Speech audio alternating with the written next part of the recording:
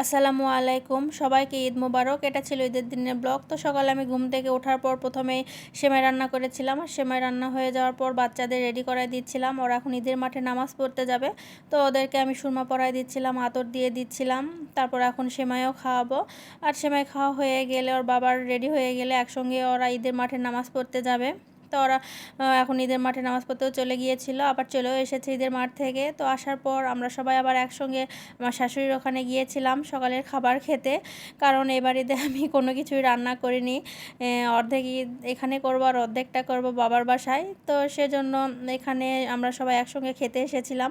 আর খাওয়া দাওয়া শেষ করার পর এইদিকে সালামি পর্ব চলছিল বাচ্চাদের। আর বাচ্চাদের সালামি শেষ হয়ে যাওয়ার পর এই তোর বাবার কাছে চলে এসেছে ওরা সালামি নেওয়ার জন্য। তোর বাবার পায়ে ওরা সবাই সালাম করছিল মজা করে, আর সালামি নিচ্ছিল। আসলে ঈদের দিন সবার কাছে একটা খুশির দিন, আনন্দের দিন, ছোট বড় সকলেরই কাছে। তো আমরা বাবার বাসায় চলেও এসেছি। আর আসার পর এখানেও কিন্তু খাওয়া দাওয়া করেছিলাম আমরা সবাই একসঙ্গে। আর খাওয়া দাওয়া শেষ হয়ে যাওয়ার পর আমার একটা বড় ভাই এসেছিল। তো ওই বড় ভাইয়ের কাছ থেকে বাচ্চারা আবার সালামি নিচ্ছিল। আসলে বাচ্চারা সালামি কিন্তু খুবই পছন্দ করে, আর ঈদের দিন কিন্তু এটা হয়েই থাকে সালামি।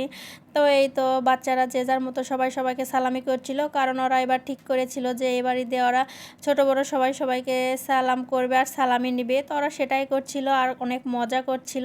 আসলে ঈদের দিন একটা অনেক আনন্দের দিন, খুশির দিন। আর ঈদের দিন ছোটোবেলায় কিন্তু আমরা অনেক মজা করতাম, কিন্তু এখন আর আগেকার মতো ওরকম মজা হয় না। তো কি আর করার, তারপরেও ঈদের দিন খুশির দিন, সবার কাছে একটা আনন্দের দিন।